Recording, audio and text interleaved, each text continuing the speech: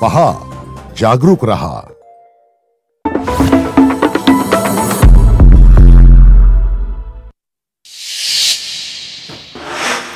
Mono overload झाल्यास थांबणार, अधिक प्रवासी झाल्यास गाडी पुढे जाणार नाही। MMRDAने घेतला महत्त्वाचा निर्णय।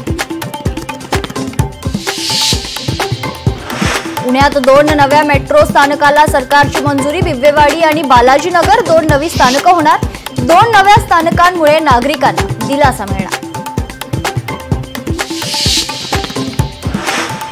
गणेशोत्सवात यंदा 7 दिवस रात्री 12 पर्यंत ध्वनी क्षेपक असणार आहे। रात्री 12 वाजेपर्यंत ध्वनी क्षेपकाच्या वापराला परवानगी। गणेशोत्सव हा राज्य महोत्सव म्हणून साजरा होणार।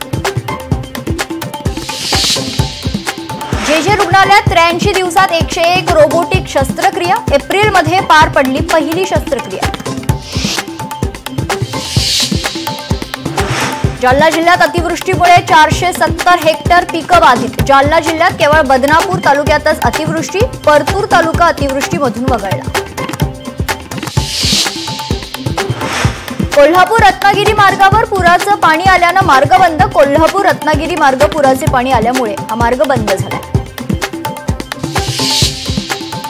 महाबळेश्वर तालुक्यात पावसाची उघडीप। पावसाच्या विश्रांतीनंतर निसर्ग सौंदर्य खुललं। महाबळेश्वरमध्ये पर्यटकांची वाढ। भंडारा तुमसर राष्ट्रीय महामार्गाची दुरावस्था। राष्ट्रीय महामार्गाची अक्षरशः चाळण झाली। कोल्हापूरच्या प्रयाग चिखली परिसरात गावकऱ्यांचं स्थलांतर। पंचगंगा नदीच्या पुराचं पाणी आल्यानं स्थलांतर। पोलीस आणि महसूल अधिकाऱ्यांकडून स्थलांतराची प्रक्रिया। पुण्याच्या वानवडी भागातील 10 गुंडांना केले तडीपार। पोलीस उपायुक्त राजकुमार शिंदे यांची मोठी कारवाई। गणेशोत्सवाच्या पार्श्वभूमीवर पोलिसांची कारवाई।